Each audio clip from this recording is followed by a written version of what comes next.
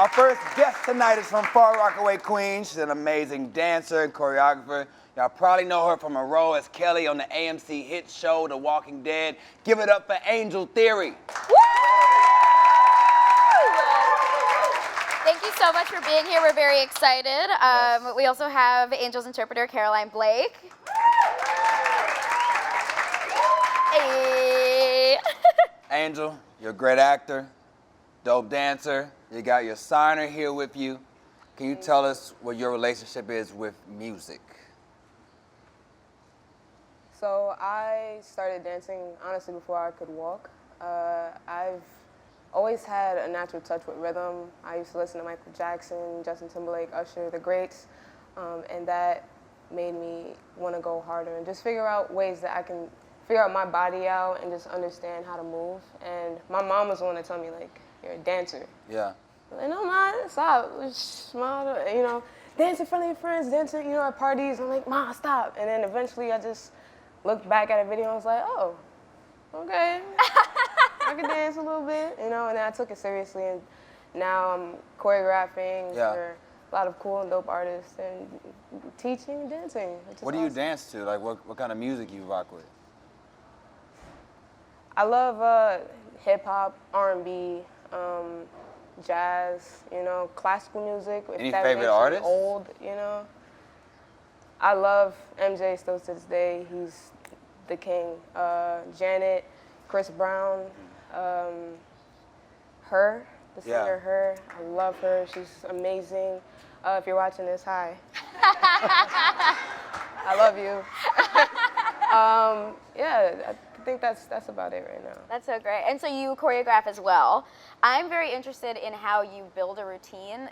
Do you think of it as like a story, or do you feel like it's more of an emotion that you follow? Like, how do you go about building one?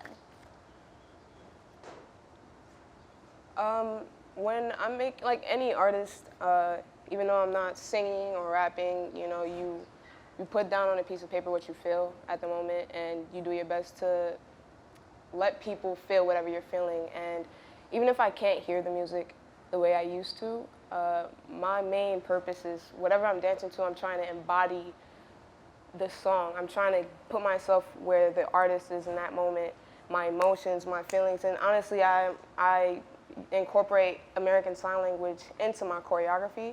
So, and if you look at sign, if you understand it, you know that a lot of signs are very emotion-based too. So just how you say something like no or no, you know what I mean? The sharper it is, it's more like screaming. So I'll put that into my choreography, so that way you can actually see me express it more. You know what I mean? So.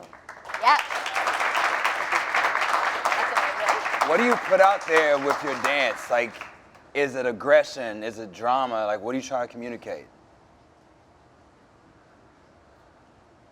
I want a kid that's, even if it's just a little close like me, to realize, like, if I'm hard of hearing, if I'm deaf, you know, Angel Theory, she's dancing. She's making choreography. She didn't let anything stop her, and I can do that as well. And my main message when I'm dancing and when I do anything is just do it with love, with passion, like anything that you put your mind to, put your all into it, because you don't know there's a kid somewhere looking at you or up to you, and you can change the world just by doing one video or one song, or even just sitting down and talking and having a conversation like this, which is dope, you know? Yeah. Yeah.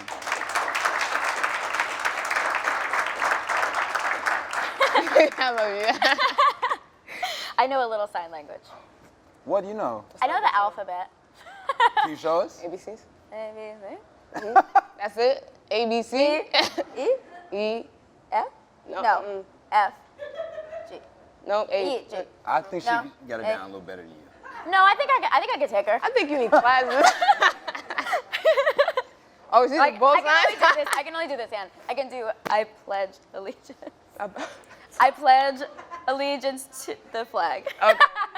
Very patriotic. I heard you don't really wear your hearing aid on set, right? So when I started shooting, it's kind of funny, I didn't realize that they were going to make me take out my hearing aids, because technically there's no hearing aids or any type of electronics in the apocalypse, which makes sense, right? So we get on, and I'm in the camera, and they're like, Angel, you need your hearing aids in the shot. And I'm like, what you want me to do? Like, I need to hear. It's like, can you take it off? So it actually helped me to learn different ways to view my surroundings. So if you're another character and I know that there's 3 lines that you say before my line, even if I have interpreters there, I can't always look at them because I have to move around and look in other directions. So I'll like study your face expressions, your body language, so that way I know, all right, when you move your hand like this or when you sit like this, that's when I'm supposed to talk, and that's when my line is. And I do that with everyone that's around me speaking, which honestly now I kind of like navigating without my hearing aids, so that way I feel like a superhero, you know? Body makes it more like natural too. Yeah. You're like flowing with them and just going with it rather than like trying to adhere to the script. Right. And honestly too, you know, I think that instead of using, because honestly when I lost my hearing, it became really depressing for me. And it was at 13, so I was growing up and, you know, had nothing to lose, and then the one thing that I needed to dance, the one thing I needed to make choreography and do what I love to do was kind of taken away from me. So instead of dwelling in that depression, instead of dwelling in that sadness and feeling bad for myself, I was like, you know what, I'm gonna do it, and I want to prove to everybody else, like, look, I'm still here and I'm still doing me at the end of the day, you know. So I think it's pretty chill. Yeah, that's great.